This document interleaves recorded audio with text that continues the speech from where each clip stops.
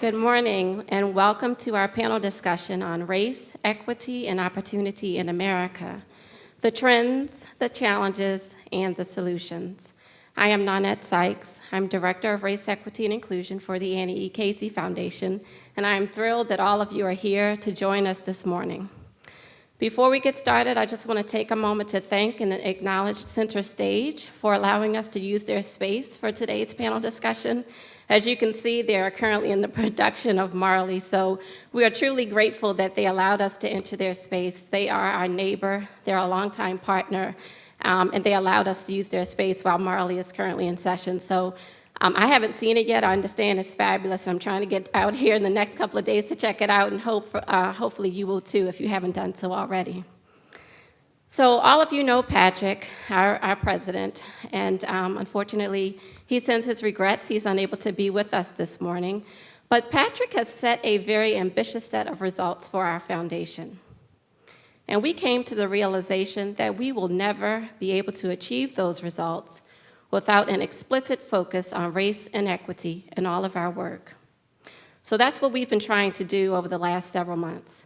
And earlier this year, we launched an internal Talking About Race series to really help our own staff to become more comfortable talking about race and to have a greater understanding and a greater appreciation for the deep racial inequities that are plaguing far too many of our children, families, and communities.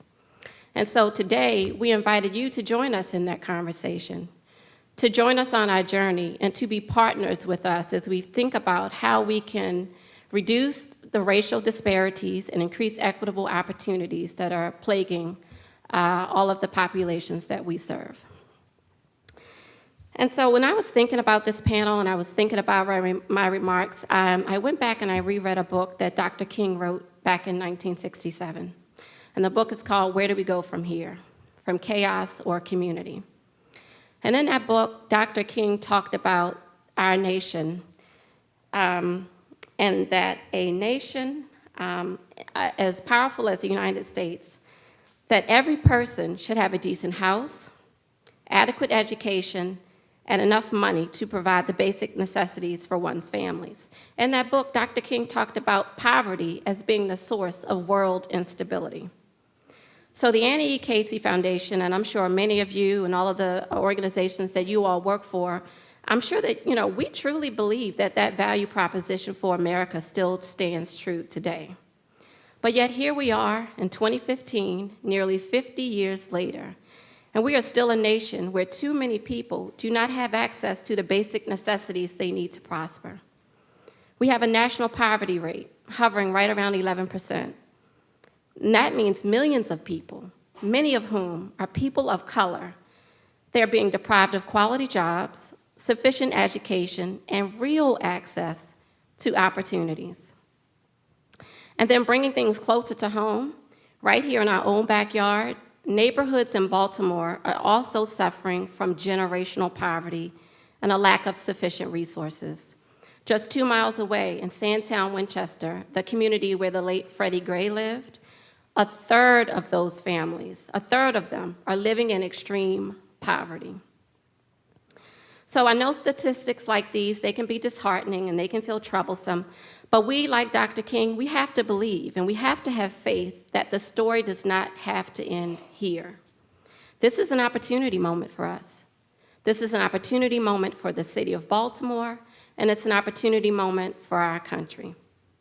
Dr. King, he urged us to be courageous and creative dissenters who would call our nation to a higher destiny, to a new plateau of compassion, and to more noble expressions of humanness.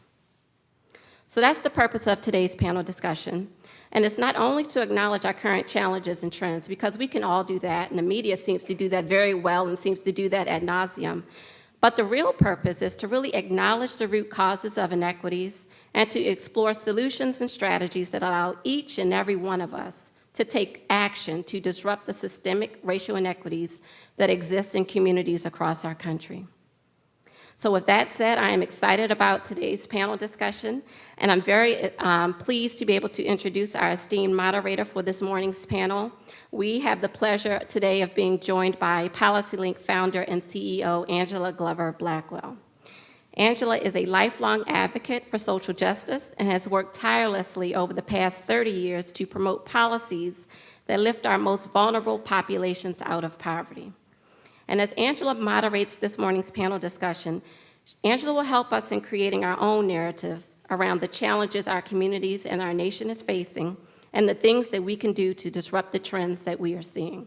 So please join me in turning this over to Angela as she makes a few remarks to get us started. Thank you.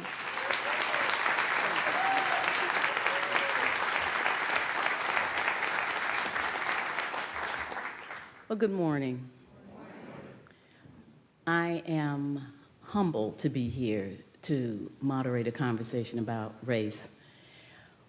I remember when I was in college, learning new things and then seeing the new thing that I learned everywhere.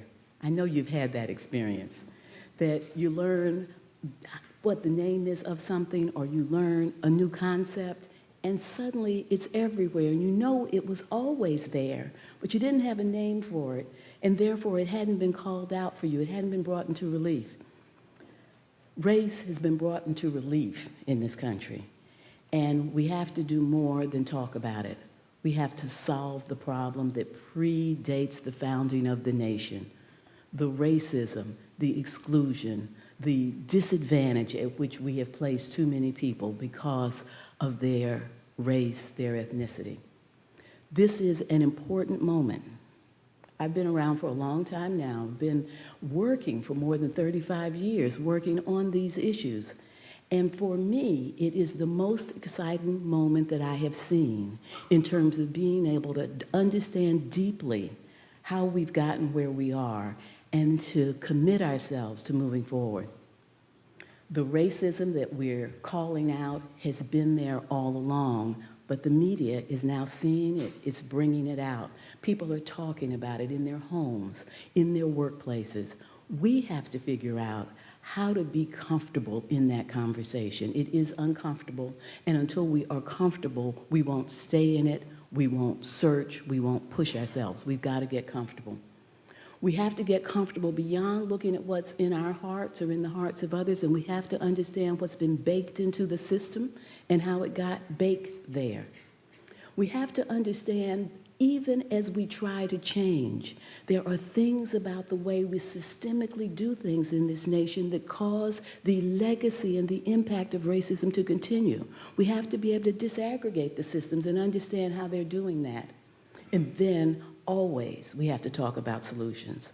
We can't just be satisfied with an elegant description of what is. We have to have an actionable agenda for achieving what needs to be. This is just the beginning, just the beginning. We're not going to solve all of that in the next 2 hours, but we sure are going to try to tee up every element of it that we're going to have to keep talking about as we go forward. And we have a wonderful panel to help us do that. We have Peter Edelman, who is the Carmack Waterhouse Professor of Law and Public Policy at the Georgetown University Law School.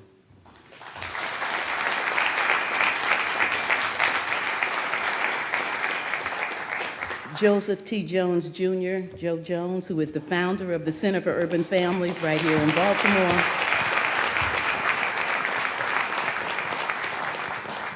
And Rafael Lopez, who is the Senior Policy Advisor at the White House Office of Science and Technology.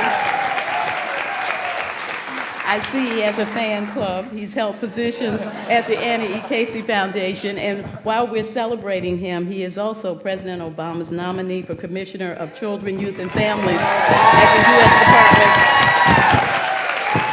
Let's get started.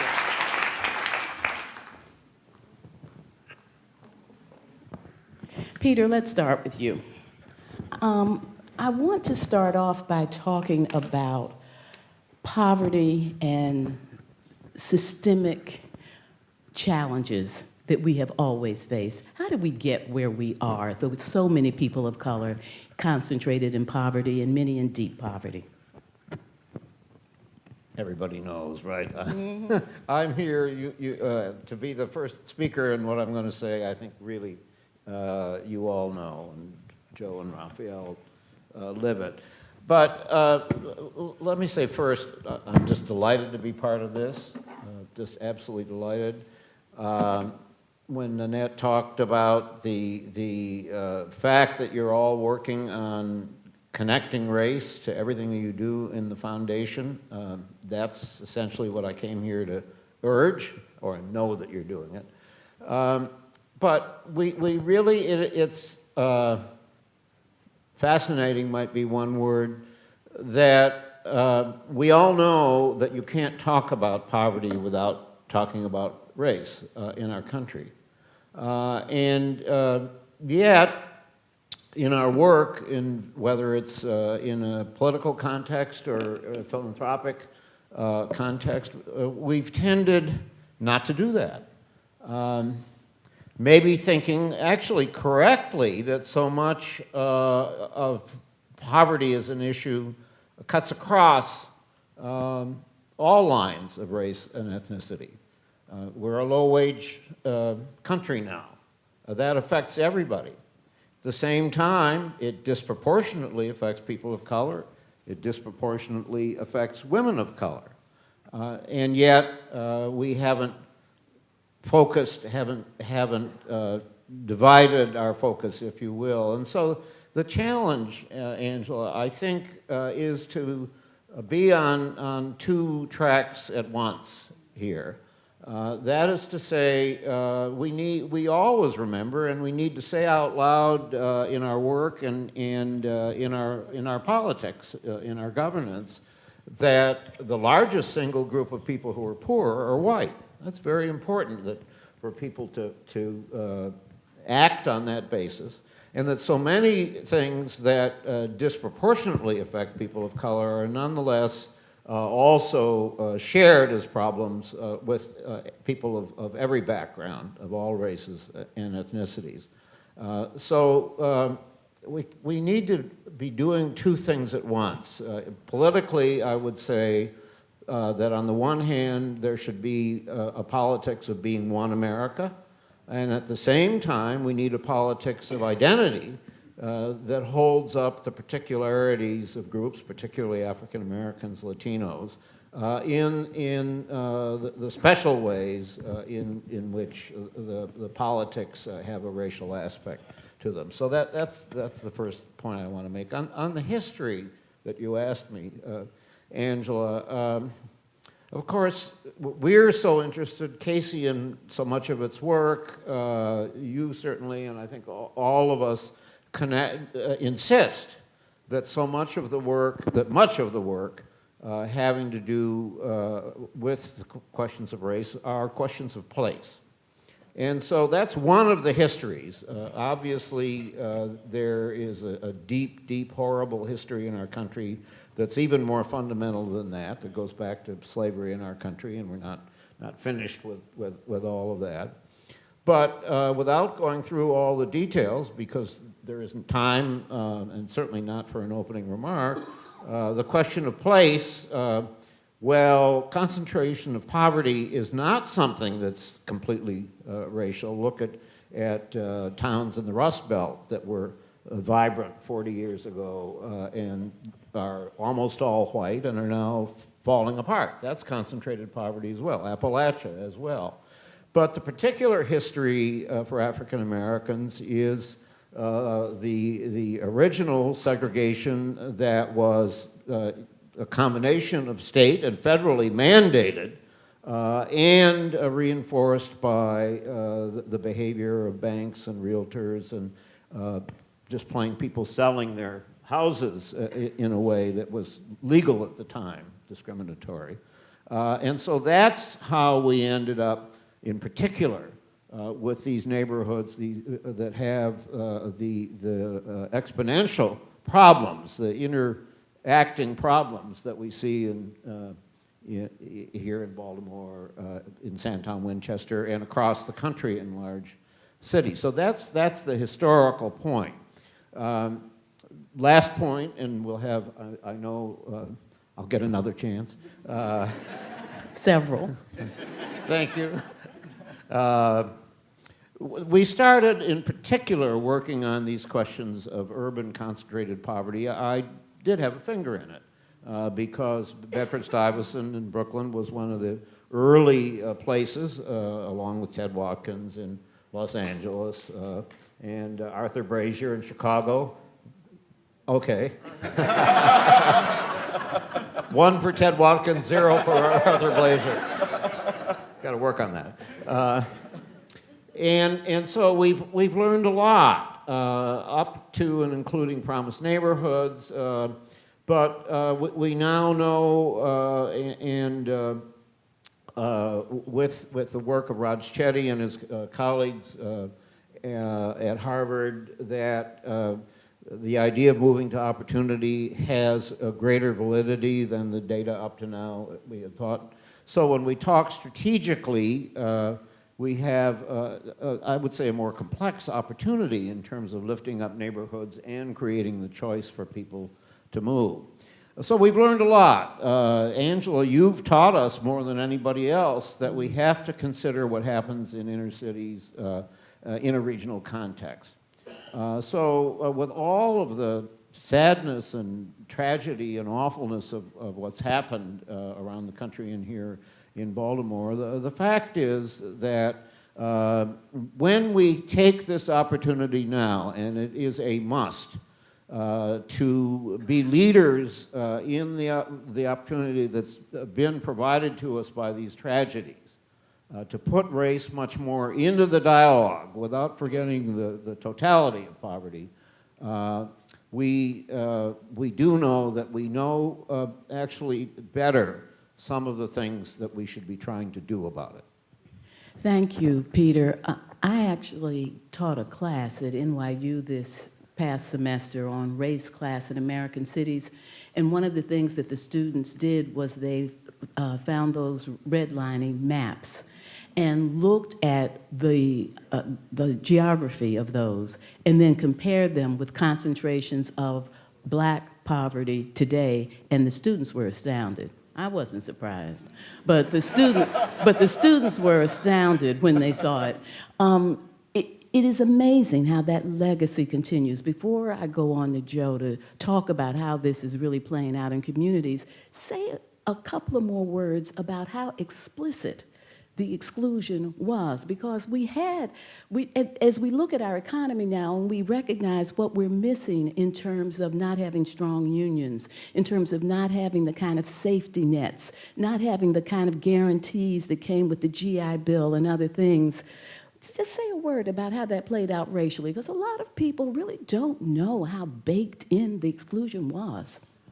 I certainly find that with my students, just as its own small example. And of course, we lived in a world until 1954 in Brown, and in terms of the enormously important historic civil rights legislation of 64, 65, and especially in this context, fair housing in 1968. So we lived in a world, don't have to tell you, we lived in a world of state mandated segregation and with a quote-unquote freedom of people, because there were no legal barriers to it, a freedom of people to openly discriminate. I mean, that's the basic fact. And the form that it took in terms of the inner city is people came up from the South and only had the choice of living in certain parts of the community, could not move out. Even the only way they could move out is if they had the money themselves, and even there it was very difficult because they had to find somebody who would sell something to them. But they couldn't get financing, and that lack of financing was indeed totally approved and even mandated by federal law, not just state and local law. So, of course, we still have, in so many ways, the old discrimination. We still have people violating Title VII on employment and violating in ways that are overt on housing and so on. But now it's also been in some ways that are very systemically thought through, and others that maintain kind of customs. We now have the combination of structural racism and implicit bias. So to a degree, it's a good thing. It's to a considerable degree, it's important that we've gotten rid of those legal barriers. But the new racism is really more insidious, more dangerous, harder to weed it out. Thank you. That walks us right up to you, Joe. How's all this playing out in Baltimore today? What legacy are we still dealing with? What's still going on that places people at extreme disadvantage as they try to do best by their families and themselves? Yeah, so by show of hands, how many people in the audience are not from Baltimore? So almost all of those folks here are not from Baltimore. So here's the lens through which I come to this conversation. I'm a Baltimorean. My mom lives a couple of blocks away from where I work. And where I work is on Monroe Street in West Baltimore, which is directly across the street from the church where Freddie Gray's funeral was held. 2 blocks down from Mondawmin Mall, where the unrest began to kick off, and 4 blocks away from the intersection of North and Pennsylvania, where the CVS that burned was looped throughout the video. The first thing that that struck me with respect to current situations was the day of the funeral, and I walked across the street to go to the funeral, and I didn't know Freddie Gray, and my building is in zip code 21217. Which is also encompasses Sandtown, Winchester. And I'll come back to that zip code. When I went into the church and I went to look at Freddie's body, this reaction came over me. Outside was the world media. Every media outlet that you can think of from around the globe had descended on Baltimore and that church. And I looked at Freddie, and it hit me that none of us ever knew the name Freddie Gray. But now when you say Freddie Gray, this 25-year-old black man has lifted up a cloak of issues that we all now, when we say Freddie Gray, we know exactly what we're talking about, we know where we're talking about it, and it's the impetus for us having a conversation like this today. So the first thing that comes to mind is the sacrifice that happened with a young man, all right? So 21217 is Sandtown, Winchester, where my building is. To the right and going up a community called Park Heights, and landmark would be Pimlico Race Course, right? That's zip code 21215, right? If you go a couple of blocks down to North Avenue and to the west is zip code 21216. That's where my mom lives. Landmark would be Coppin State University. Within those 3 zip codes, there are approximately 2,400 men who owe more than $20 million in back state-owed child support, right? That's not my data, that's child support data, right? It also happens to be 3 zip codes, the 3 top zip codes that people returning from incarceration come back to, right? There's absolutely no way that a community can absorb that level of depravity and you can expect it to go away. The other thing that strikes me is that this ain't new. Right? This has been existing for a hell of a long time, right? The other thing that strikes me that's different from Ferguson, right? There has to be political upheaval and change in Ferguson, right? In terms of the inclusion of people of color in the political process. In Baltimore, every leadership position is occupied by a person of color, right? So if we can't get it right in Baltimore, right, how can we realistically expect that we can, as Peter talked about, this insidious issue? And that's one of the reasons why I'm so pleased that Casey has taken the opportunity to create a space to have this conversation and have brought 3 of my champions, Angela, Peter, and Raphael, to the stage to have this conversation. Because the conversation around race is not easy, but it absolutely has to happen. But it can't be so consuming that it makes you sick, right? Because the history of African Americans in this country is one where the true story has always been camouflaged, right? And people have asked us not to, dwell on our story consistently, right? Well, how the hell can you not dwell on it if it's a part of who you are, your legacy? And I don't know any other population where consistently a young person who graduates from college, right, more often than not will say, I'm first-generation college graduate, right?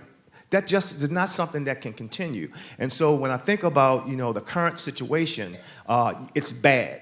But I think we've got a lot of opportunity in here. One, of course, is because we have people of color that occupy leadership positions within the city, and they should be held accountable, and they should be obligated to work day and night to change this, and I know and believe that they are. But we also have to recognize that a lot of the boys and men of color who we're talking about are so acutely marginalized. They're not just marginalized, they are acutely marginalized. And when I heard Angela and Peter talking about their students, the same young men who I work with in Baltimore, they know the same information. They are just as articulate and knowledgeable, even though they haven't been on a college campus. So they're not dumb. And so this whole social change and social movement through Black Lives Matter and other movements, right, it's being built by young people from our community, some on college campuses, some that are not. But they are not going to stand around and let the image of what happened in North Charleston, where you had a man, you couldn't even call it a goddamn run. Right? He was loping along, and a person, another American, shot him in the back. And our little children have to see that, and then we have to, as adults and as parents, right, because that's continuously looped, we have to figure out how we have to have conversations with those little children who are expected to go to school and learn, who are expected not to be subjected to stop and frisk, right, broken window, right? And the other kind of zero tolerance policies that sucks up large numbers of black men in this country that really disconnects them from so many systems, particularly the labor market. And so when I think about those things, that's the context in which we're dealing with, not just in Baltimore, but around the country. And the epicenter of what happened in Baltimore is now beginning to fester itself around the country. So as Americans, black, white, Latino, Asian, whatever color you can think of, all of us have an obligation to work together in concert to be able to figure out how do we make fair and just society for each and every one of us. Thank you, Joe. I want to stick with you a little bit, though, and we're going to get to solutions. But before we get to solutions, I would like for you to say more about the things that are happening in the zip codes that you just described, particularly with boys and young men of color, that represent systems failure. So as you think about systems failure in those zip codes, what things come to mind? Well, one, I alluded to this whole notion of child support. So, for example, you got Keisha and you got Raheem, right? Keisha and Raheem are poor. They come from families of origin of the poor, but they meet one another and they feel like they're compatible with one another, and they come together and eventually they have a child. Right? From a social welfare and public policy standpoint, we want to make sure that Keisha has a healthy birth. But because they're poor, the most likely place that we can ensure she gets quality prenatal care is to go to the welfare office. She goes to the welfare office. She says, well, I'm in a relationship with my with my expectant father, and we need benefits. The system will say to her, well, you're income eligible. However, we need Raheem's information so that we can establish paternity and debt. At a point where we should say, because she indicated that they are together, they should be bringing Keisha and Raheem to the table together to say, hey, Keisha, we're not just going to help you go from welfare to work and give Raheem debt that you got to go home and tell him about. We want to ask and figure out how we're going to bring Raheem to the table so that we can create a case plan that will help both of you in your trajectory outside of welfare and offer public benefits ultimately, right? That is a system, a policy shift that needs to happen. So that's one example. Another key example is that of young men, when you have a zero tolerance policy, right, and you suck up young men with arrests that don't necessarily lead to conviction. However, when they leave the court, they have an arrest record. Now, I've worked with a lot of employers. Employers are very smart at meeting the bottom line. However, they have a very hard time when they look at a criminal record discerning between an arrest and a conviction, right? So what they will do, hey, it's great meeting you. We'll give you a call. They never get that darn call, right? And so we've got to realize that if someone is engaged in our criminal justice system and they don't have a conviction, they should automatically, when they walk out of there, have that expunged from their record, right? Now, I am an ex-offender and a recovering addict, right? There were times when I needed to be incarcerated because I did some dumb stuff and should be held accountable, right? But when you don't, right? Let's not continue to marginalize and acutely marginalize boys and men of color, and we should not, under any circumstances, when a young boy acts real silly in class, expel or suspend him because we can't deal with the behavior of young boys. Thank you. So, Raphael, you've worked within a lot of these systems at the local, state, and the federal level. What is going on that the very systems that, if you read their mission, you would think they would be solving these problems, are actually contributing to the challenges that we're describing? Well, first off, I just want to start by saying that though I was born and raised in California and consider that home, Baltimore, too, is my home, and I have so many people here in this community that are my family and my friends. We could tell when you walked out, man, it was People like I love. Beyonce walked out. Well, you know, in Baltimore, when it's interesting because when you're not from here, right, which I was reminded of regularly. You know, for example, first week here in Baltimore, I'd moved from California, and the first day I got, "Where did you go to school?" And I was like, "Well, that's weird. I don't get asked that." But then they said, "Where'd you go to high school?" And for those who are from Baltimore, the coded question where you went to high school is, did you go to public school? Did you go to the traditionally black elite high schools, right? Did you go to, and you start to parcel out the zip codes. And even though I was raised in a part of California that remains and challenged by extraordinary racism, how it manifests itself in Baltimore was just so much more in your face. Now, that all said, it strikes me that these systems, though they are codified into law, right, in pre-civil rights era and in the laws that Peter mentioned that were sort of struck down by the courts in the 60s, these systems operate by people. So systems don't raise children. Families do. Systems don't educate children, Baltimore, Watsonville, wherever. Teachers do. Families do. And I'm struck by the fact that we are still struggling with the sort of post-codification of those laws. So for example, in terms of a systems framework, there is something that has happened recently that has come in sort of to the public consciousness around suspensions. So while the national conversation has mostly been around junior high and high school suspensions in the system and disaggregating that data, people are surprised to learn that there's a growing number of preschool children suspended in our system.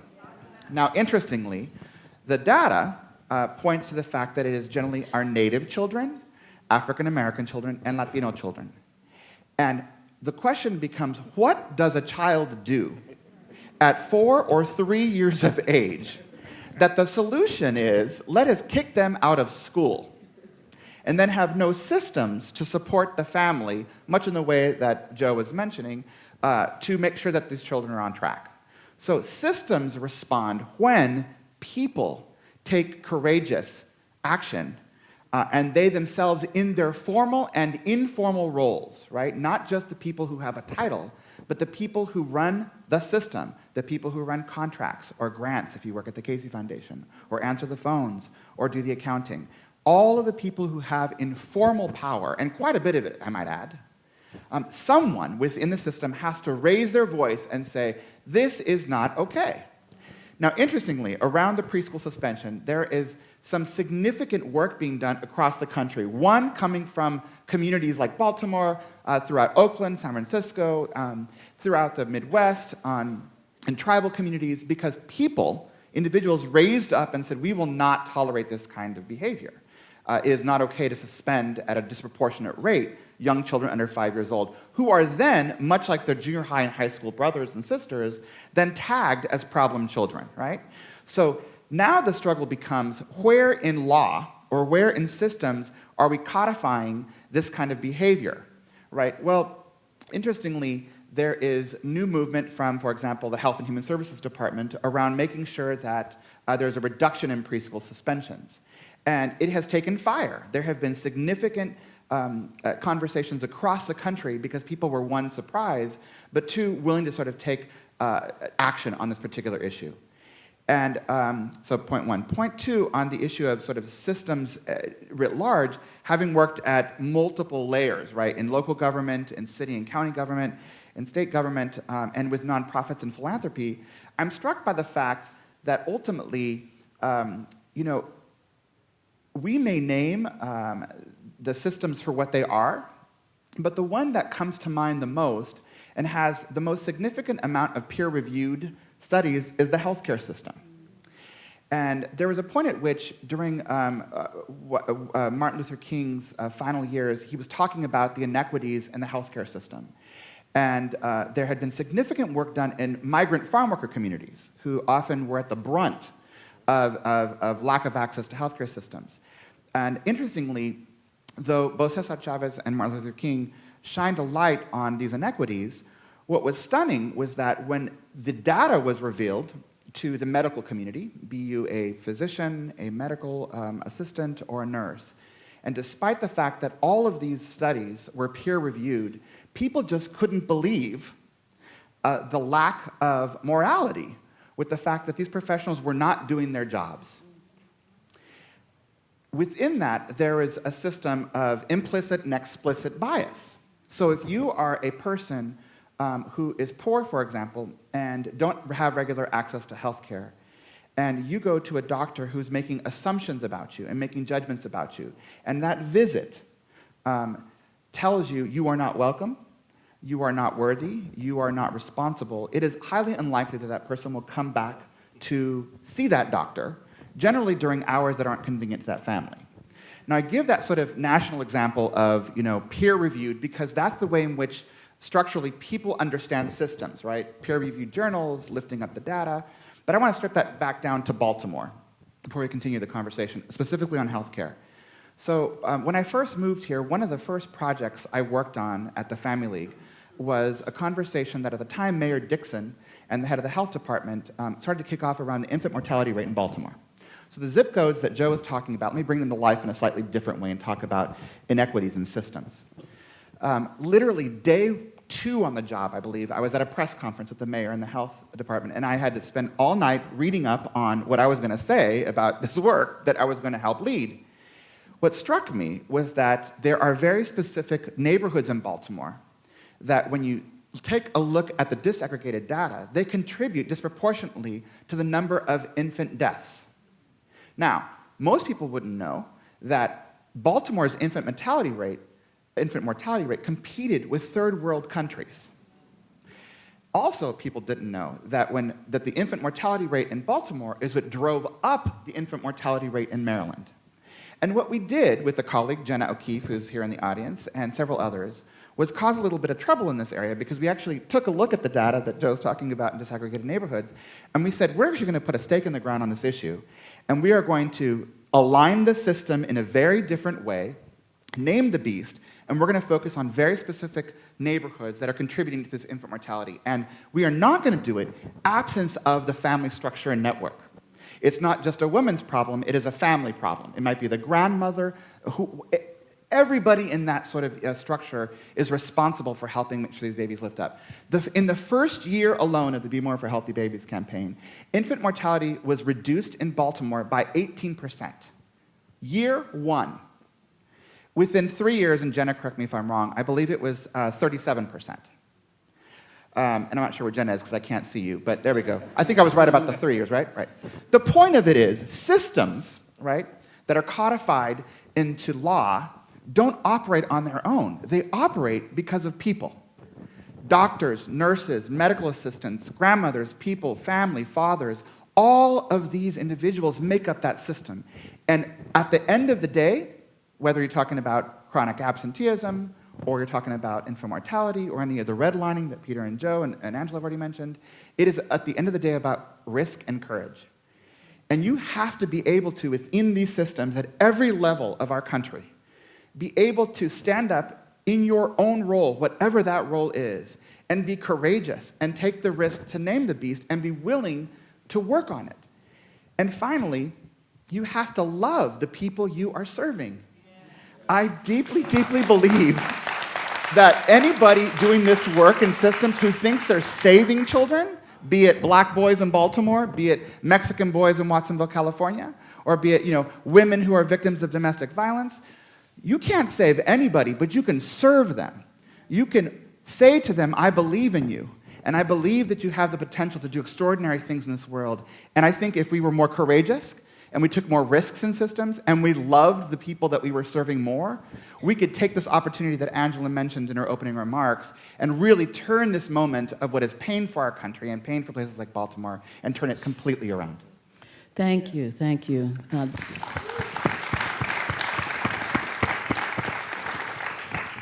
I've heard Cornel West say that a number of times. You can't serve the people if you don't love the people. It is really quite a profound observation. It really is. I want to go deeper on place, Peter. Those of you who have heard me speak before have heard me say that where you live in America is a proxy for opportunity. It determines everything, including how long you live and how well you live while you live. But it determines whether you get to go to a good school, whether you have any value you can take out of your home, whether you live near a job or in a natural job network. It's extraordinary. I have been so impressed with the work that Raj Chetty and his colleagues have been doing at Harvard and UC Berkeley, where they have taken big data and they have made that point, that where you live is a proxy for opportunity. I mean, it's one thing for me to say it, it's another to have the big data say it, isn't it? And it has been interesting, though, because it makes another point, and that is that when you look at their maps and you see the places where you have the least economic mobility in this country, it turns out to be the same places where you have had a lot of underinvestment in people of color, where you have concentrations of poor black people and you have too little investment in the public school system, too little investment in a public transportation system. Not only does it hold back the people of color, but it holds back everybody so that you see less economic mobility for white people who live there too. I wonder if you would talk about that work, Peter, but also talk about it in something that you referenced before in terms of moving the opportunity. If where you live is a proxy for opportunity, what ought we be doing about that? And of course, if I weren't here, you could answer that question better than I would. But you are here. Well, one of the things that we've learned over the years, but we don't do it in any consistent way, is that these questions of what zone, what zip code you live in, are so determinative of what happens in your life. And it is so complicated because when somebody asks you, what's your zip code, that's home. That's their community. And if you come and even if you quote unquote do this right, at least as to moving to opportunity, a lot of people will say, I'm not going. It makes the work so much harder. Certainly, one of the lessons here you've heard in this conversation. Because, Joe, you talk about the person who's just got an arrest record, and it just takes them down, maybe for their whole life. Well, this is outside the zip code. We haven't seen the connection between the issues that exist in a low-income neighborhood with all of these outside forces that are determining by kind of remote control, although carried out by people who were there.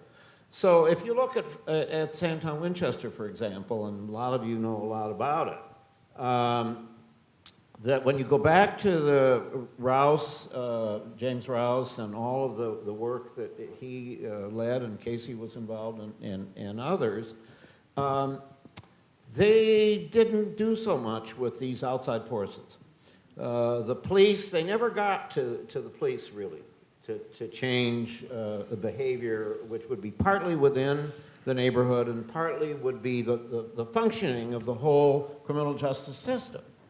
You know, if we're going to move in this opportunity that we have now, body cameras aren't going to get you there. That's not enough. We need to dig a lot deeper.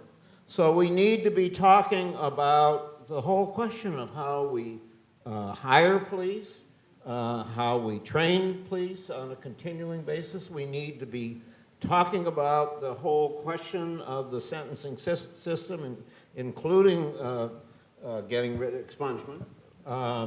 But you look at the prisons in this country, and the number of people in prison is the same as it was 5 years, 10 years, well over 2 million people. Well, why is that? Crime's going down all over the country. I mean, we have serious problem here in many ways, but as a national matter, crime has gone down, and yet it's the same number of people. Why is that? Well, look at the sentencing. Mandatory minimums, 3 strikes and you're out. We've got to tackle that. We've got people, organizations that are running jails and are delivering health care in the jails and prisons, and they're making money and doing horrible things to people while they're making that money. Now, that's all part of the answer to your question. The whole question of schools, and you've gone through, you had Superintendent Alonso and various things that were good happened in the system as a result. But when I looked at it 10, 15 years ago, within the neighborhood of Sandtown, they were able to take over the elementary school, the community was. But they were never able to take over the middle schools and the high schools. And so there was policy downtown that was, in effect, too far away to affect. So again, you cannot talk about a neighborhood as though everything that you want to do that needs to be done and can be done is within the zip code. It just doesn't work that way. And so I hope, and of course this is your work, putting it all in a regional framework, the whole transportation question of people getting to where the jobs are, as well as the idea of moving to opportunity. Even if you can't move to opportunity, you certainly can be transported in, this isn't a city of 6 million people. You can get from here to where the jobs are. But then there's a whole question of what's the hiring policy. There's the whole question about whether the preparation was actually good enough so that the person is actually qualified. Mm-hmm. It's all interconnected. And it is frustrating, but it's also a challenge, particularly now when we've lifted this up, that we can be clearer about the fact that we have to attack all of these things, and at the same time that we really want the public school system for the whole city to function for every child there. It's heavily minority, but nonetheless, it's the whole system. But be open and clear about the fact that there is the structural racism and there is the implicit bias going on. So I think that's the challenge of the work of place today. And there's an opportunity, moving to opportunity, but it's really twofold. The key word is choice, in my view. It is making it possible for the people who want to stay in the zip code to live there as part of a healthy neighborhood, which includes more income for people who live there, which includes more jobs, et cetera, so that we gradually build the community from within, but we also create the very real opportunity to choose to live elsewhere. Thank you. I'm going to come back to you, Joe, to lift us up a bit and tell us the kind of things that we can do. I want to underscore Peter's point before I do that, though. He said it's two things, but he actually described three. Certainly, people need to be able to move to communities that are rich with opportunity. And for low-income Black and Latino and Native American and Asian groups, this means the housing has to be affordable in communities where there is opportunity. We certainly need to make sure that every community is a community of opportunity, which was the thing that Peter described in terms of good schools and all of that. And we need to make sure that we're investing in people being able to link to opportunity wherever it might be through public transportation system and linkages with jobs and training programs and all of that. So connecting to opportunity, living near opportunity, but the highest form of equity and regional equity is for every community to be a community of opportunity, which is the work that you've been doing, Joe. But I want to come back to you because we agree that this is an amazing moment. We're not discovering anything. Everything that we're talking about, there are people who've been living it and complaining about it and could not be heard. People who have been studying it and trying to provide service out of love have been seeing it and have been outraged about it, have to really calm themselves down because the more you know, the more angry you get. We're not discovering anything, but we have a moment where everybody's looking at it. How do we make something out of this moment? Well, in the words of Raphael, it's getting hot in here, all right? This whole notion of a place, right? In terms of how do we get beyond where we are and take advantage of what I really believe is a solid foundation in Baltimore. You know, we really have done some great things here, but I think as intellectually capable as we are as a society, we have really fallen short when it comes to what really needs to happen in community, that I don't think we have tried, researched, tested enough to be able to figure out how does this strategy that I'm about to talk about actually lead to the improvement in our communities beyond what we have significantly tried before. And so I grew up professionally, once I came out of my madness, in the Baltimore City Health Department through its infant mortality strategies. But what we haven't done as a society, particularly within social welfare, when it comes to maternal and child health, that in and of itself, maternal and child health, for all the right reasons, right? It does not connect the men who help bring children into the world into the family equation, right? And so even when we say family services, it's usually code for women and children, right? So what we have done in Sandtown, Winchester, and other areas around the country, we have invested significantly in bricks and mortar. We've invested significantly in women and children, right? And when it comes to men, we still know very little about how to address the needs of men. Peter, Joe, or Raphael, or Raheem, right? And so what we do, we make assumptions because we read a goddamn textbook, and we think we know about family systems, but we know little about men. And so when I look back at the body of work that we were engaged in Sandtown, Winchester, beginning in 1989, I can think of limited investment in uplifting men, fathers. Not next week, June 16th, I'll be at the United Nations with the Clinton Foundation and Men Care.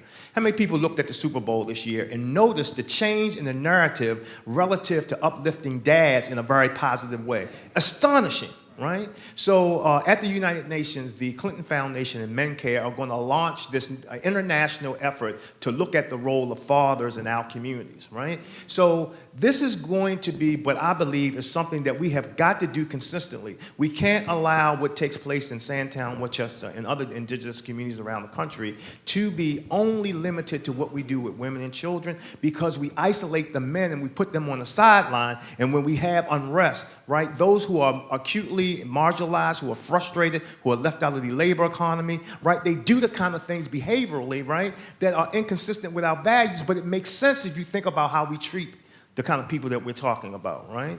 And I will add that as we continue to build on the understanding of what it takes to include men in family initiatives, strategies, and systems, right? And particularly as we now are in this new space talking about true gen work, right, across foundations, philanthropy, we have got to think about, how intentionally we include men, right?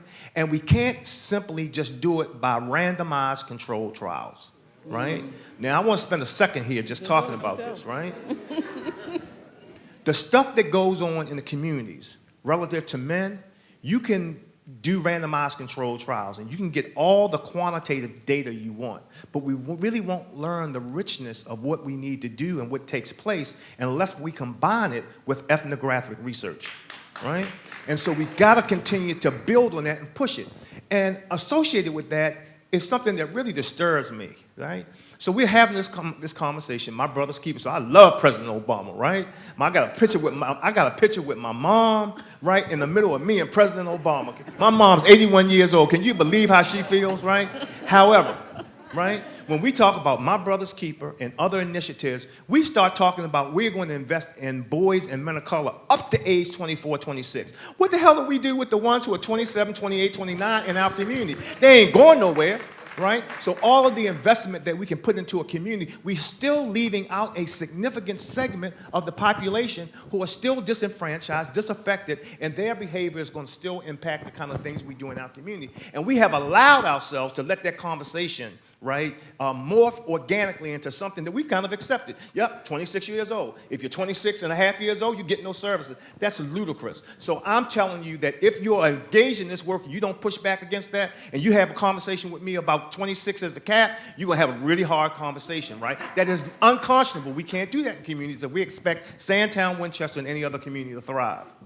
So you would like, I'm sure you know about it, what Mitch Landrieu is doing in New Orleans, where he is actually combining the work that they were doing to stop the killing that was going on to connect people to the economy.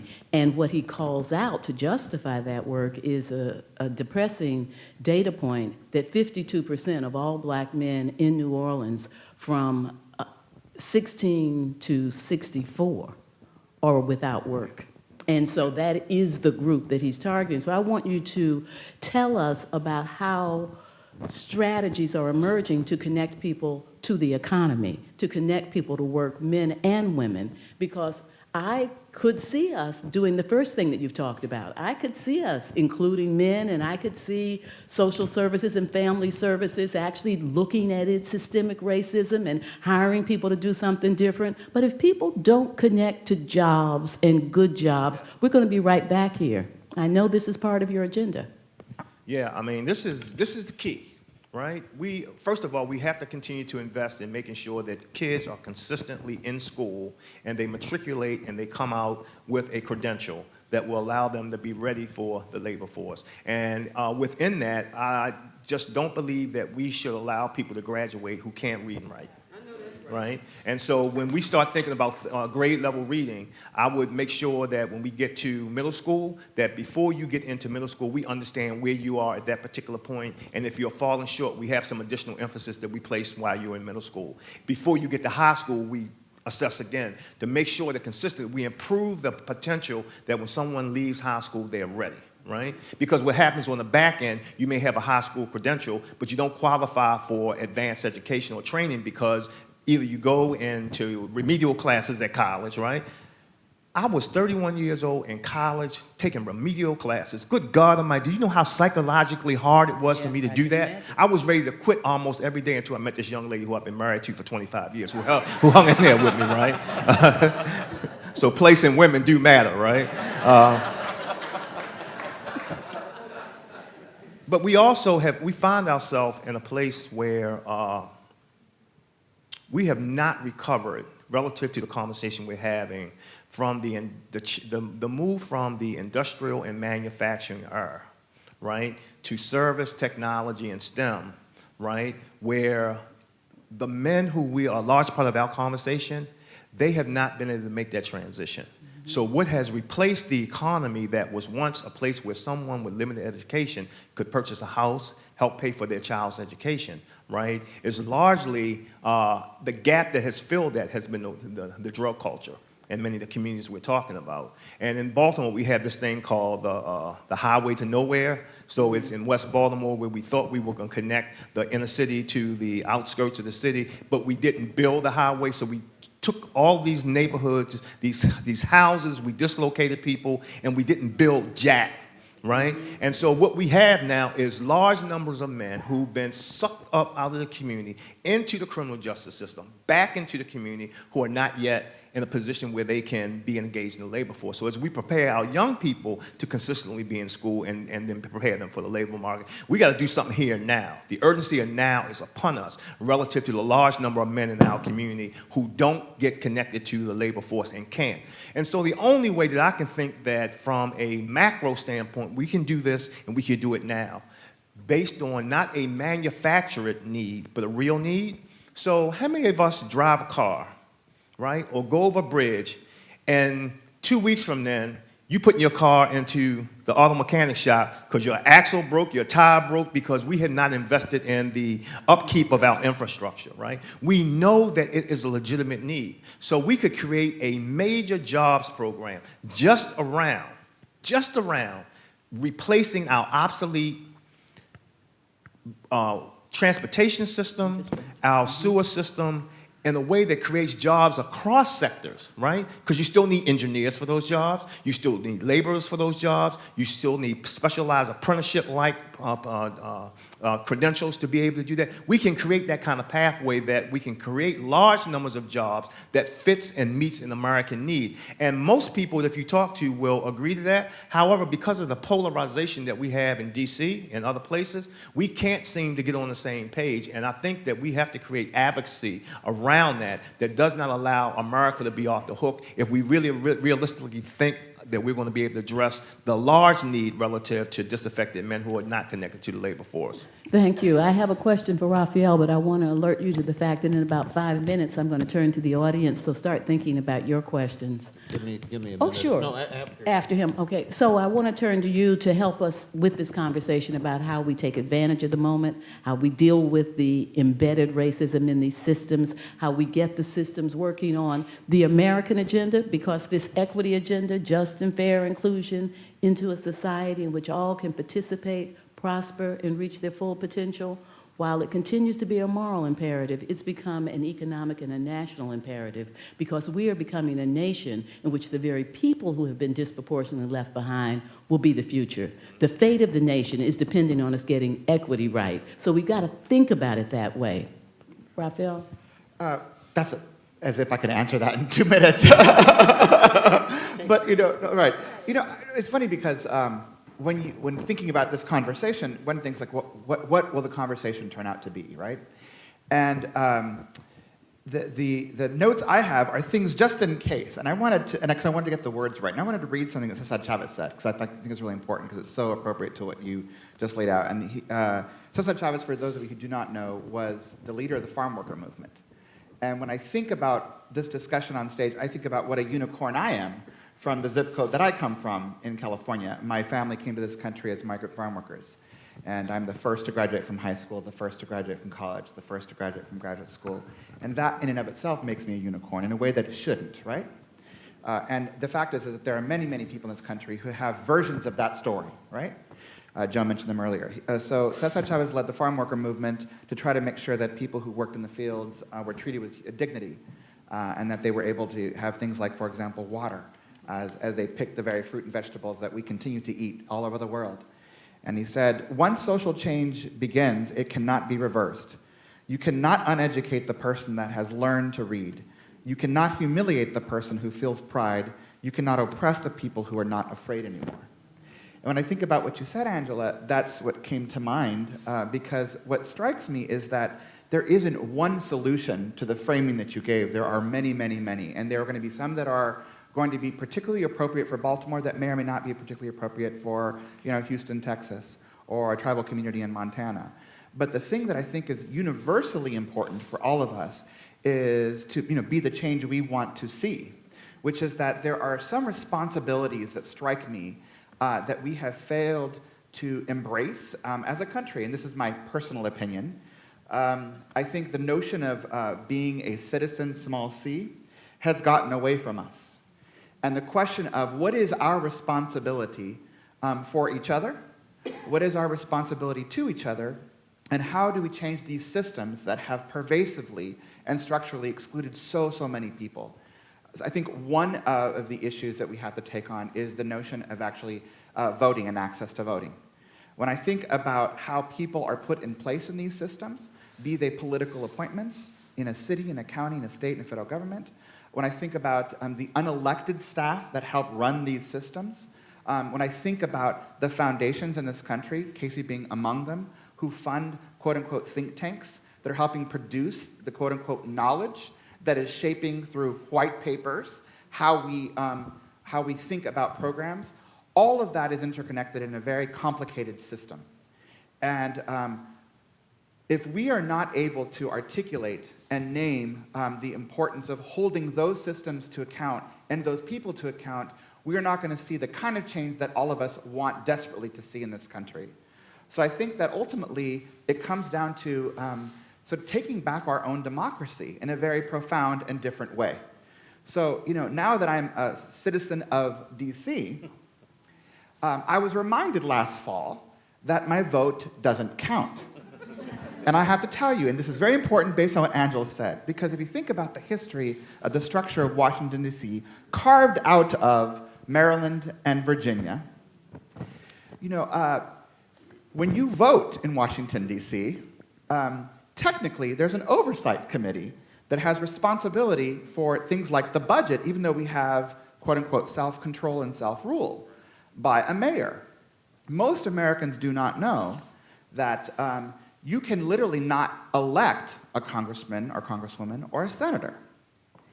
And you have these things called delegates. So Eleanor Holmes Norton, for example, has been a stalwart champion of defending the rights of DC. I tell you all this because at the end of the day, if we are unable to push on the various systems and take the leap of faith required to sort of create a new system and a new way of doing business, we are going to be stuck in this trap. And I'm struck by the fact that there are these individual pockets of innovation across the country.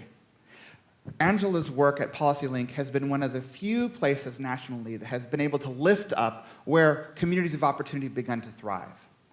And my sense is that we are just on the cusp of using social media in a way that can transform communities in a much more powerful way. Case in point, Joe mentioned the fact that that we are not taking advantage of the STEM opportunities and others that are sort of ripe for exploration. The fact is that children, our children, my two young boys, are digital natives. They have been raised in a world in which access to smartphones and our laptops and our tablets are part of their world. Yet the systems that we're trying to advance and change do not engage fully and truthfully in utilizing and amplifying those tools in a way that actually can transform access to jobs, access to opportunity, because there is a generational difference with how we see that technology. The fact is that coding and the use of language is something that every one of us can do. But we have been trained to believe that we are not good at math, or we are not good at engineering, or we're not good at these things. And what we are finding is that when you go to communities across this country, there are thousands of young people who desperately understand how to use technology to lift them out of their current circumstances. It opens up a world to them in a way that no bus or train or plane could ever really open them up. And what it's doing is allowing the creation of a new way of learning and a new way of gauging democracy and a new way of sort of transforming these systems. And I would argue that we are just on the cusp of trying to figure out how to better sort of tame these resources to really reflect the work that we're doing. Because the more that we connect what's happening between Baltimore and Oakland, or a reservation, or a small urban rural community in the South, the more people will feel connected to something much larger than themselves. And I think that's ultimately part of the answer, is that we have to be able to show that there is progress being made, that there are opportunities across the country that are within reach, and that people from our neighborhoods and our communities have the talent and the power to be able to do this work because we believe in them. Thank you. Peter, just one second. We have questions? Where's the mic? All right. While the mic is going to someone, Peter, you wanted to make a comment? Yes, thank you, Yeah. Angela. I want to say girls. Yes, girls. Women. Go ahead. Women. Important people. Absolutely, but not enough in this conversation. And my brother's keeper is important. We need my sister's keeper. Yep. Yep. Look at school discipline. Look at the cradle to prison pipeline. Disproportionate of girls who are disciplined, disproportionately girls of color. We're not talking about that. There are different aspects to it. The trauma that so many have lived comes out in different ways.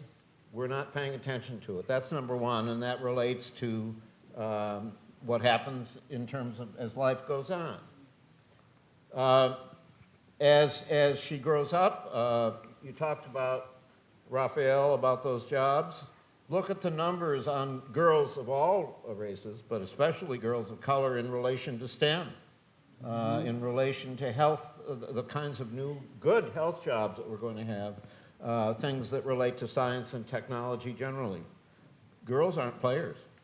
8% of all of the engineers in the United States are women. 8%. That isn't right. So we have to have that in our lens, especially girls of color, but both ways, all the way across the board. Thirdly, what happens when she goes out into the labor force in this low-wage world? This is disproportionately about women and women of color who can't support their families based on these minimum wage jobs. And so we have an effort in this country to raise minimum wages. We finally have an idea that's catching on of $15 an hour.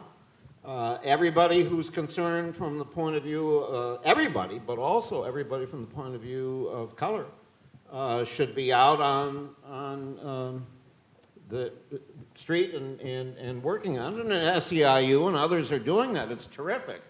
But we've got to understand that more than anything, this issue of low-wage jobs is about women and children. Absolutely. And lastly, we did something to welfare at the same time that we did mass incarceration with regard to men. And if anybody doesn't think that's a racial issue, you've got to take another look at the history. Because this is what we did in our politics when you couldn't say the N-word anymore. You couldn't be George Wallace and stand in the schoolhouse door.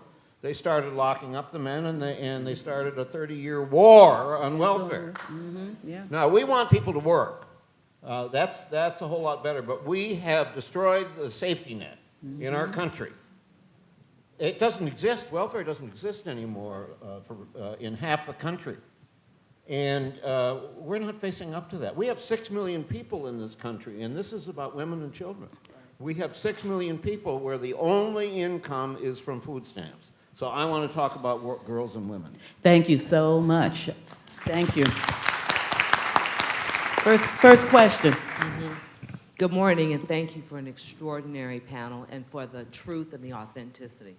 And thank you so much, Peter, for bringing in women and girls, because when you look at the stats, the percentages in terms of girls of color and their outcomes are just a little bit behind the boys. So thank you, thank you.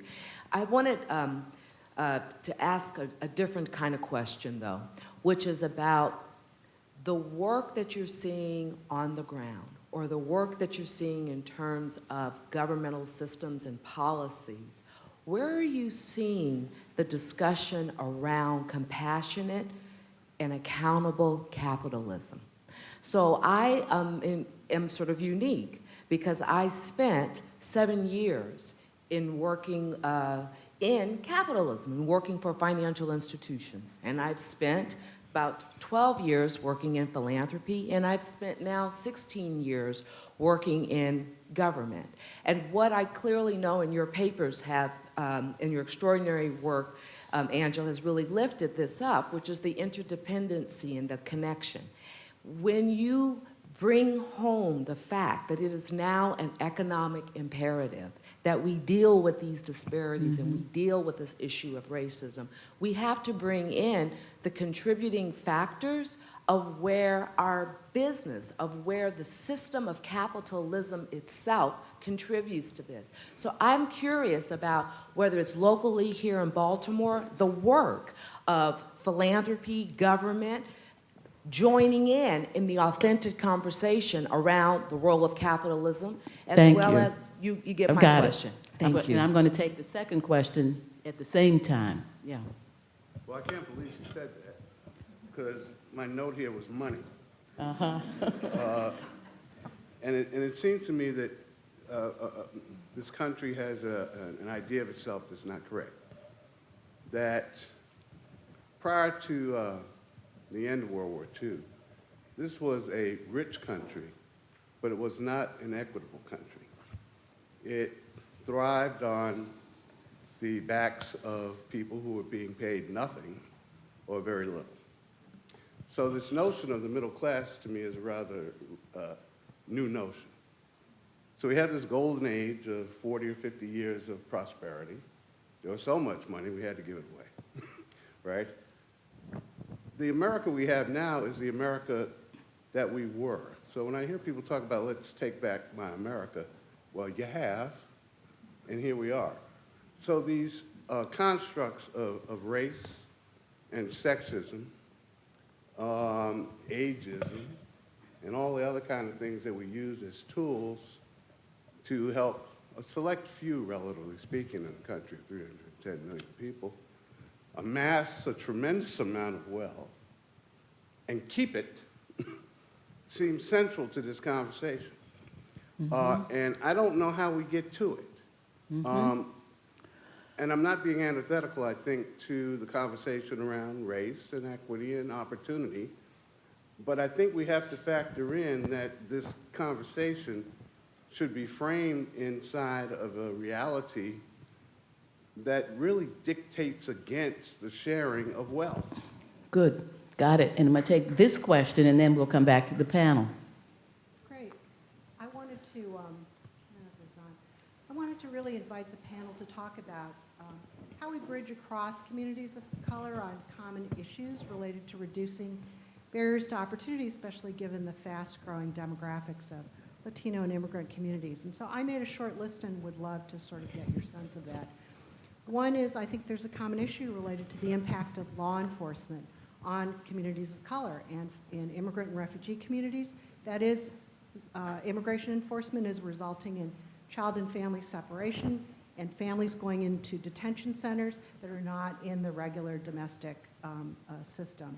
So they become invisible and disappear. I think access to driver's license in terms of jobs, here's how I think it plays out in both immigrant and refugee communities and also African American communities. It is about, you've got unpaid tickets, so you can't, that impinges your ability to have a driver's license. For immigrant and refugee communities, legal status often gets in the way of that. College affordability. Joe, you talked about the fact that you got stuck into going to remedial developmental ed track. That means you're not eligible for Pell Grants and financial aid because those are often non-credit bearing courses. literacy and language issues and legal status. You've got out-of-state tuition for immigrant kids.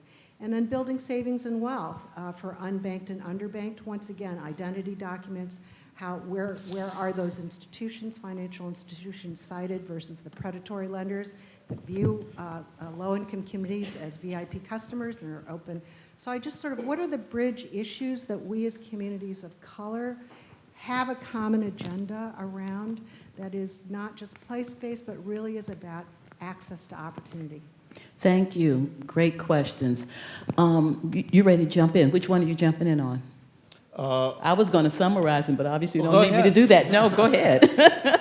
Well, essentially all three, but Okay, go ahead. Just on number three, I was talking about the minimum wage. You know, there's a whole bunch of things where it's what I said about we need to have keep two ideas in our mind. We need to find all of the ways, and it's a long, long list, even much longer than that, where we should be cutting across all minorities and everybody in America to work on some of those issues. Some of those other ones are things where you might have kind of a smaller coalition. But I want to address the first two, which are very related to each other. We can't, I went for a lot of years, I have to say, just as my personal sort of way of approaching it was to talk about poverty and not talk so much about people at the top. It was like, and I think, well, I now know I was wrong. It was like, yeah, I don't want to get them all mad. Let's see if we can co-opt them and, you know, maybe they'll be more helpful. Baloney. We can't talk about poverty without talking about inequality. Cannot do that. In fact, it goes the other way around. We need to tell the rest of the country that they can't talk about inequality without talking about poverty. You're going to talk about the 1%, you're going to talk about the 99%, you need to do 99 all the way to the bottom. We're not doing that. And you know, we don't lack money. In the last 40 years, the economy's gotten twice as large in real terms, and none of it's gone down to the bottom. That's right. You know, we've done a lot of good things with policies, and we should celebrate them.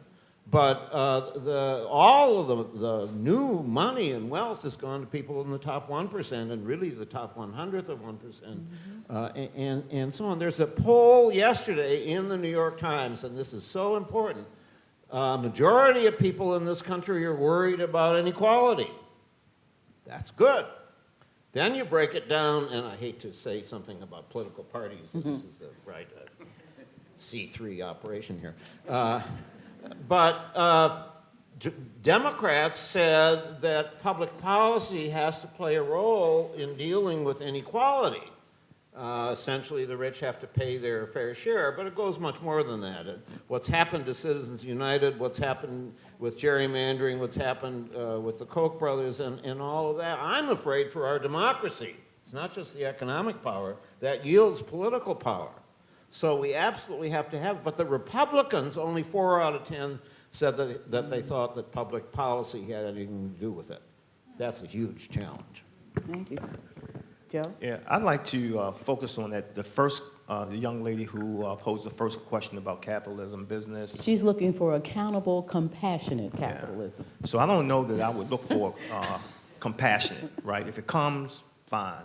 You know, I like to think that everybody has a social conscience, but, you know, realistically, when you talk about capitalism and business, people are looking at trying to meet the bottom line. You know, how do you increase wealth?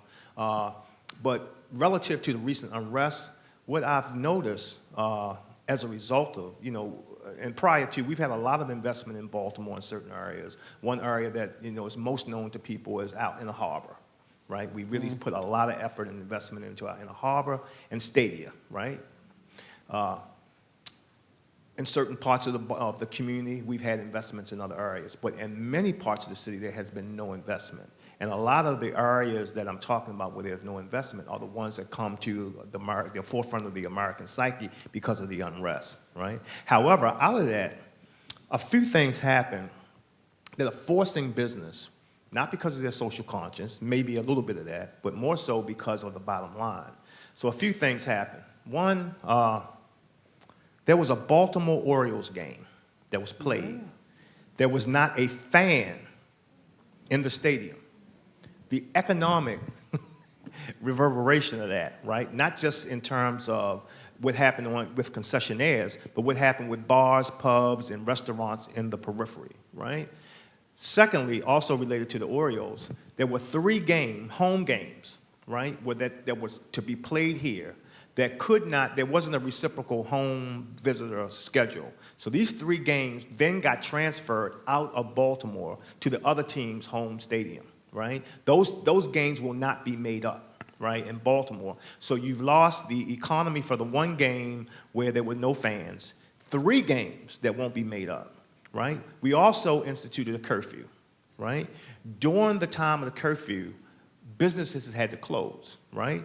A major player that is now reporting the impact of the curfew is the brand new casino here in Baltimore, right? So when businesses start losing money at that level,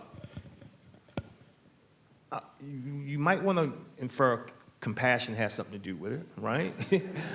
I would suggest probably there's less of that and more of, oh, shucks, right? And I would spell shucks differently, right?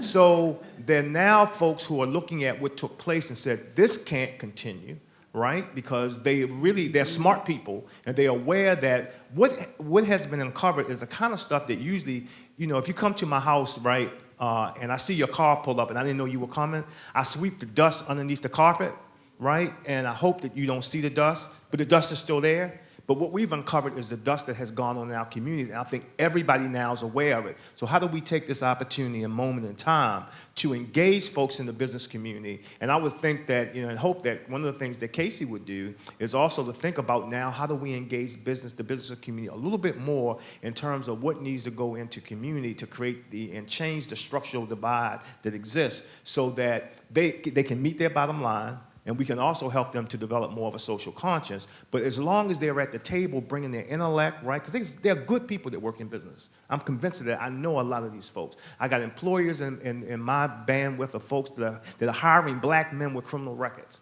right? Training them in apprenticeship, right? So I know that they're good people. Still, the bottom line is they want to make money, right? But we've got to force these conversations in a way in which I think sometimes we've let people off the hook. And if social unrest is the reason why we got there, we can't do anything about the past. That happened. That unrest did happen. But now we can take advantage of that conversation and try to move it forward in a much more productive way. Raphael. I want to take a slightly different take on this, and I'm reminding of the New York Times article that just came out, I think it was 2 days ago, on the CVS case. So real quick, CVS is being sued by several of its employees. Pardon?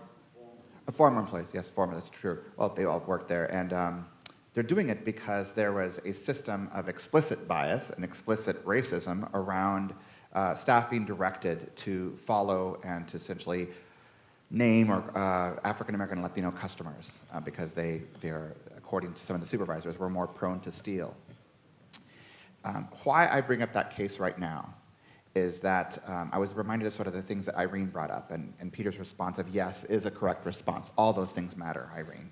But I want to take a slightly different take on it and bring up something that sort of always is unsettling to me personally around the debate on poverty, which is that there is often a paternalistic a way of talking about services for people in a way that I think is not about giving power to the client who actually is really seeking out an opportunity, right? I have not met in my life, in my neighborhood, in my state, or as I've traveled the country for different kinds of jobs, anyone who is poor, who doesn't want to have a safe home to come home to and raise their children, who doesn't want a decent job to be able to put food on their table, who doesn't want a safe neighborhood and where their kids can play, who doesn't want, all of the things that really is about opportunity. And no one wants services. And I will say this as someone who is a former recipient of welfare services.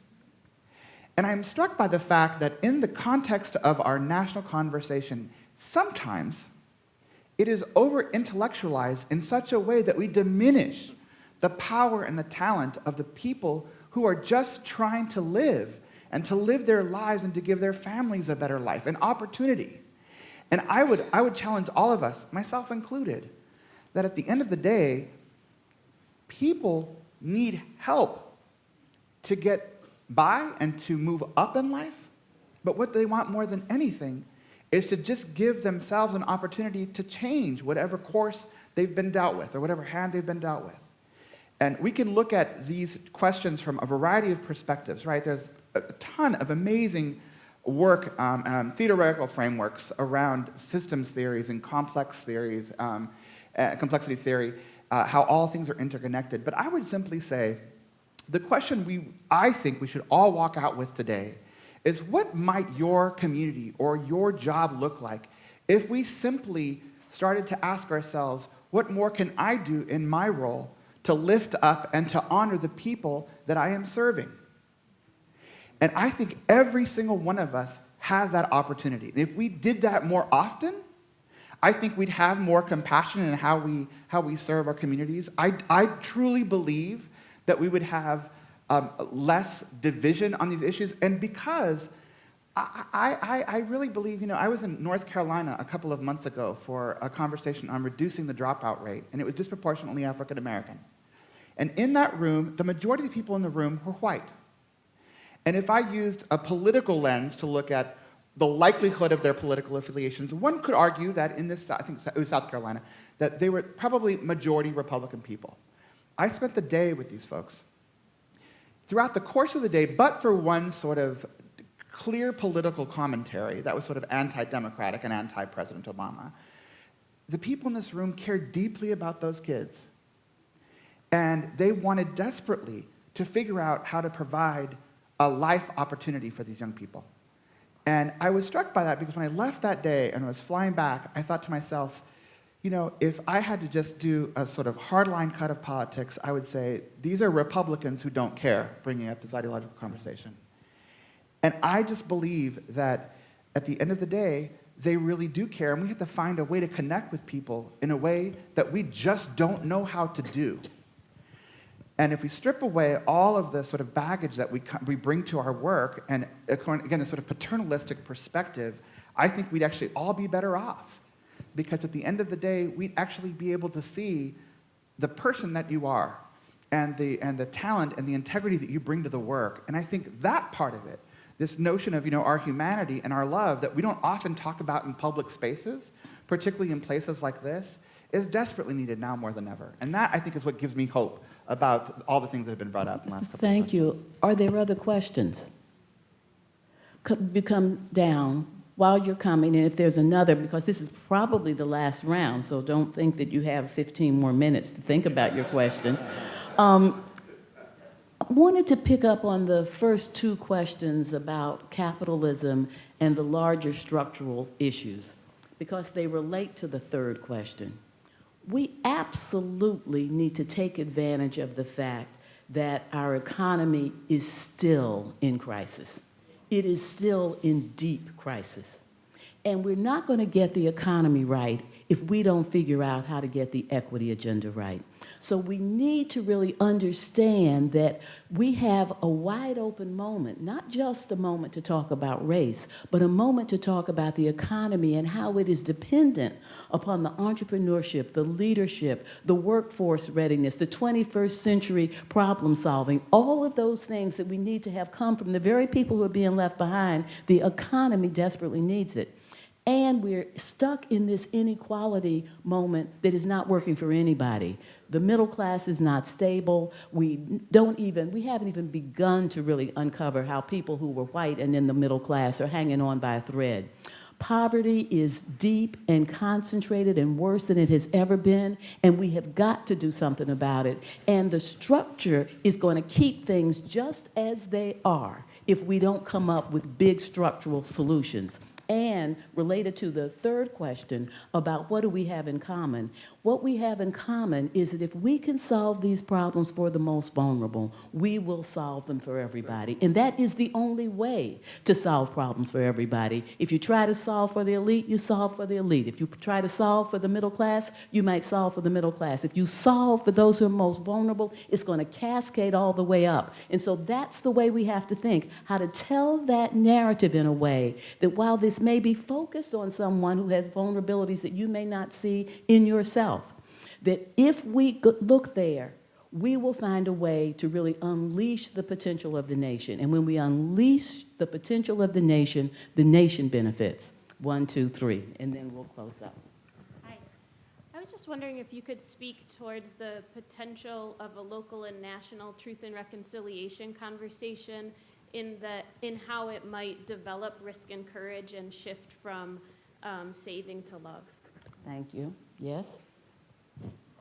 You know, I'm struck by this idea around advocating for people and advocating with people.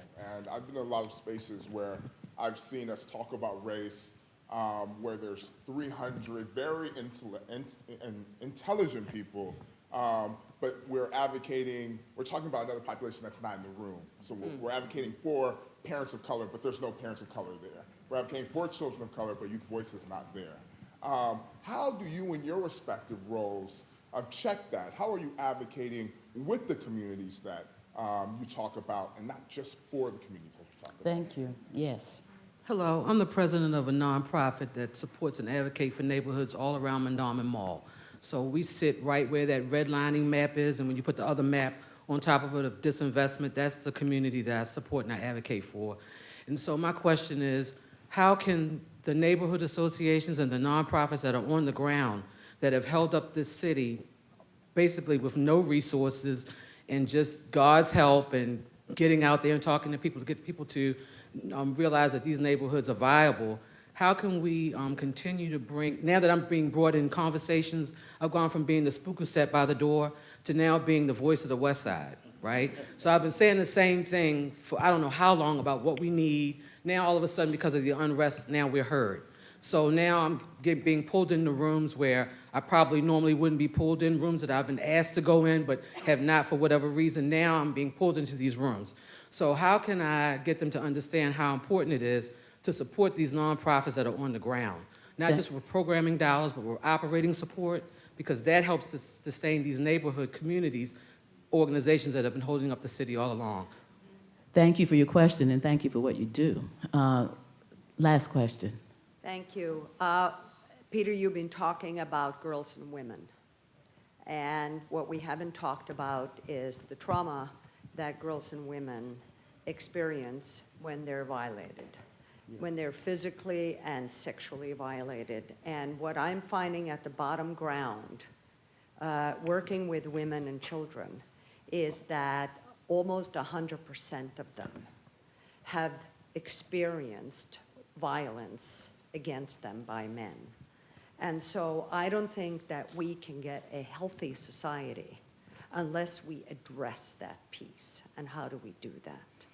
Thank you. If you need me to summarize, I will, but jump right in. Sort of Ryan's question, and I don't know your name in the back? Paula.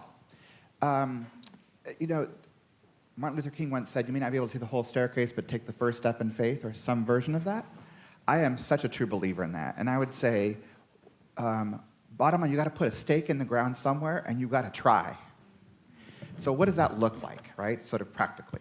So I'm going to give a couple of examples in different roles I've held, and then sort of try to frame it up so that it's not just an abstract, right? So number one, I was early in my career twice elected to represent the city council neighborhood in which I was born in California.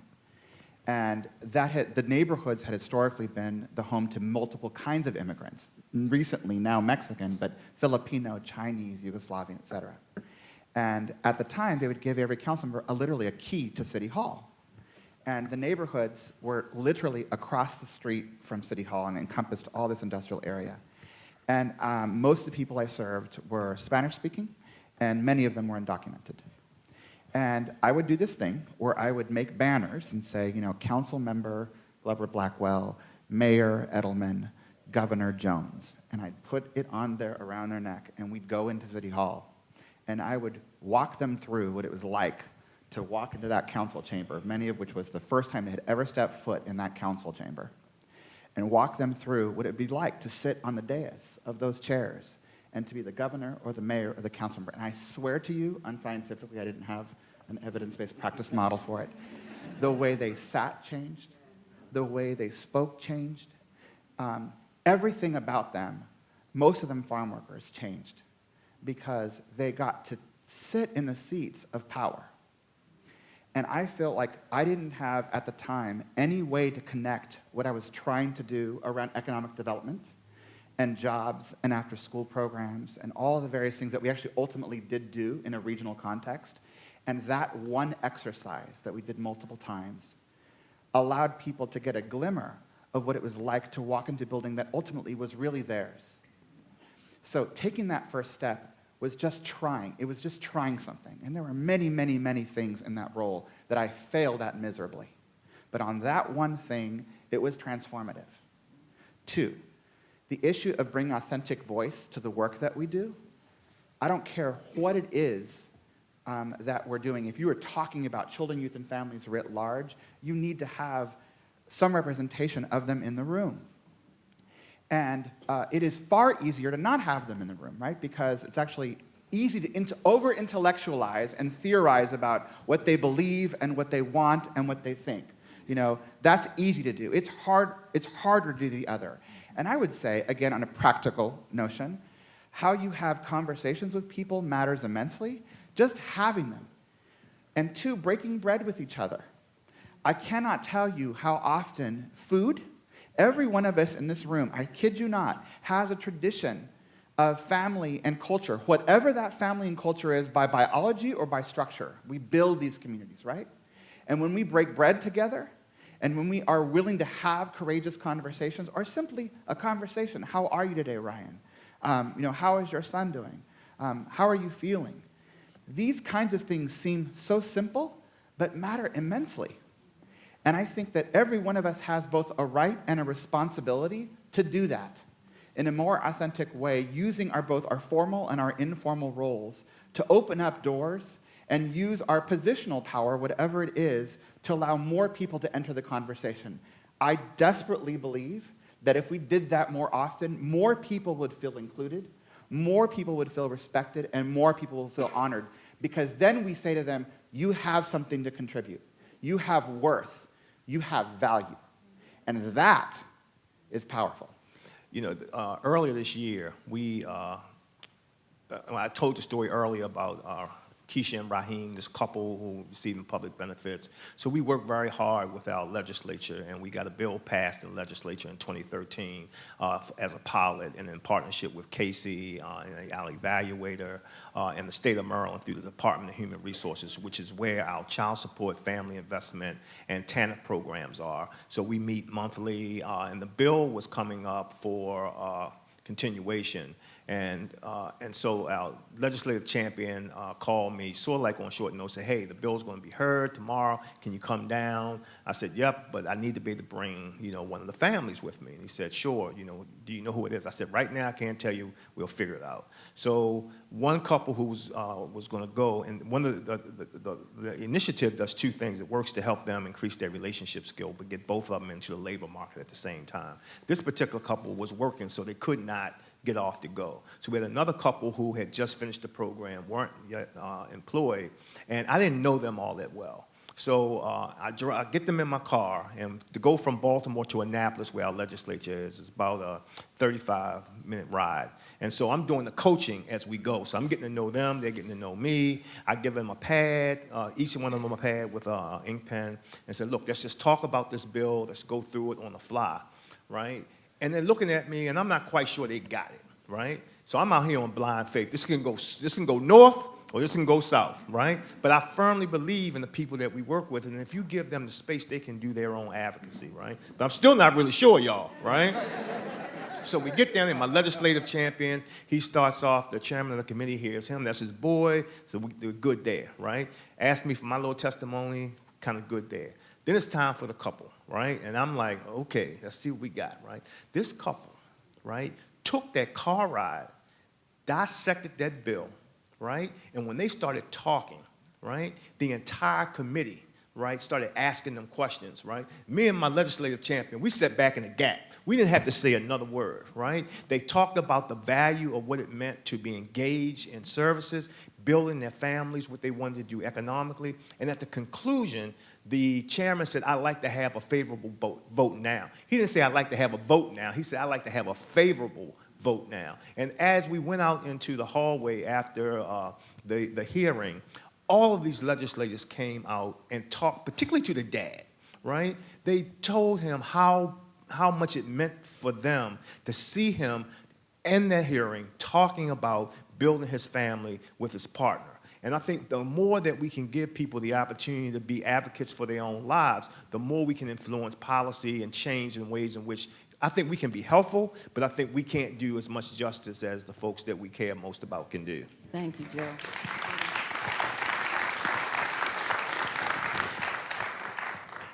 Just very quickly, thank you for talking about violence and women.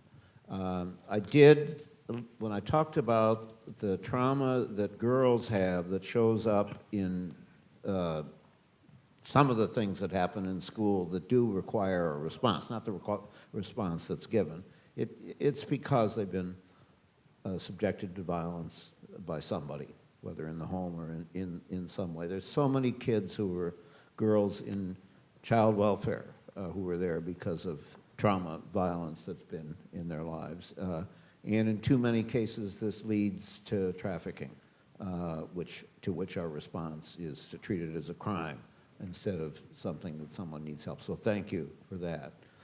Second, I just would add the word organize to the conversation, and I think we all know what we mean, and that relates to, I think, 3 of the 4 questions, and it's much longer conversation.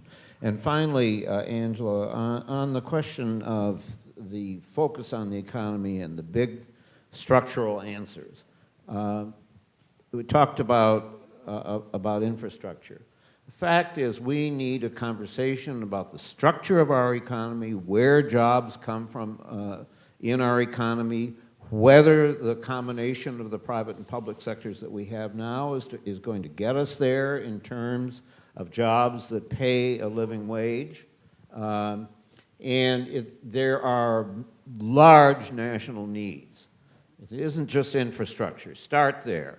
It's affordable housing, it's caregiving in a variety of ways, children and elderly and so on.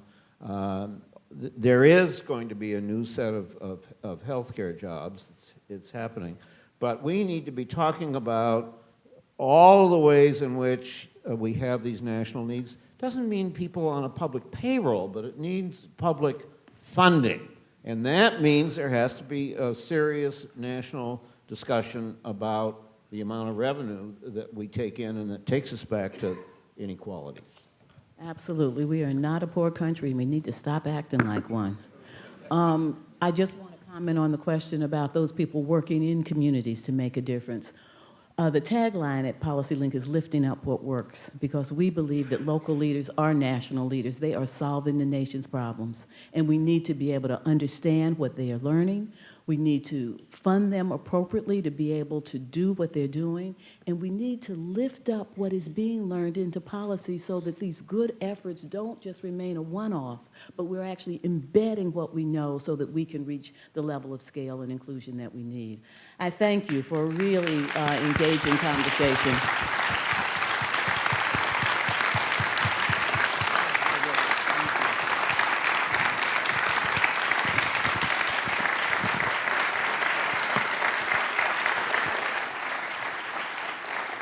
Thank you. And to close, I want to bring up Casey's own Donna Stark, Vice President for Talent and Leadership Development.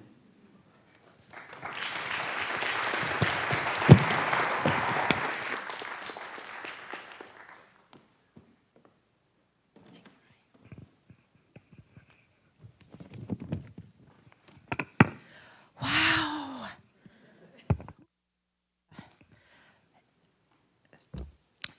For so many years, we've all been working on this and honor those who have worked on it before us. And it remains with so much more to do. And in these kinds of conversations, one can become overwhelmed and tired. But I am inspired. I am re-energized and fueled by this incredibly powerful discussion and conversation. Thank you so much.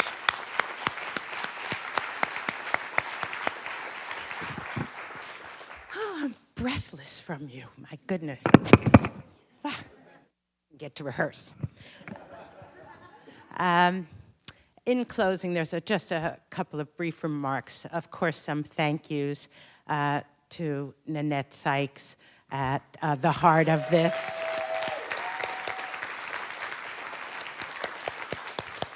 And some of the behind-the-scenes people, Ryan Fox, who was our producer. Thank you. Jamil Hines, who isn't with us today, but right-hand partner to Nonet. And of course,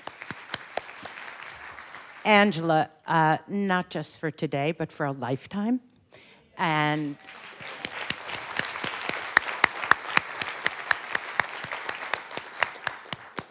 the incredible panelists, I call you panelists, you're like so dear and precious and wonderful in your gift to us today. So thank you for that.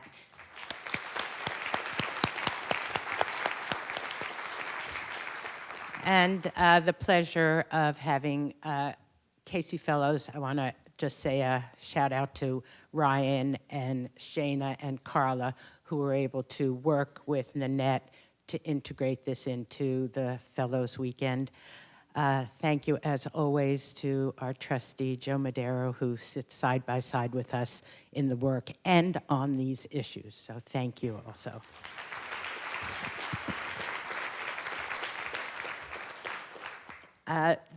Those of you who know me, and as I looked at the audience, it's like, I know almost everybody here. You won't be surprised with my final thoughts, which speak really to the personal side of this for me. We've lifted up so many ways of thinking about and doing something about racial equity in this country, economic equity, and all of these strategies are really important. And everybody in this room is here because that is the work that you do every day. And you do it in partnerships, and you do it in coalitions, and you live it, and it is so embedded in every aspect of your life that there's no separation, the personal and the political, of course. But I was thinking, and again, I think this notion of, aside from everything that I do, everything that you do with everybody else, how do I think about just a little something more that I'm the only one that has any control over? And many of you know in our work we always talk about action commitments, and we close our gatherings and our meetings with action commitments.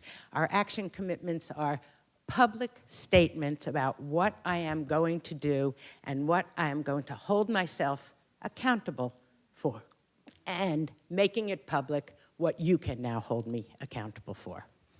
So I've been, like everybody else in preparation for this, reading some more and thinking some more. And so I'm going to make an action commitment that's only about me. And I'm also going to ask you over the course of the day to do the same for yourselves. So for me, I'm always troubled by my own biases and worried that how deeply they are in me and what I can do to name them and notice them and do something about them. And so my action commitment today is really about naming the notion of, or the distinction that I'm working on sameness and differentness, and how important it is for there to be in me a much stronger sense of sameness with those that I might often see as different. That I've got to, in working on my own biases, feel that sameness, feel that empathy as foundational in my working on this aspect. And so my commitment is to be much more intentional about living the notion and connection of sameness. And so I'm inviting you, as you always do, to hold me accountable for what I'm committing to do. But I also ask you to make an action commitment for yourself, something that you have control over. You don't need anybody else. You can do it. To think about one, create one for yourself, say it out loud, and hold yourself accountable for that. And with that, I thank you all and thank everybody who contributed to making this a most amazing morning. Thank you all.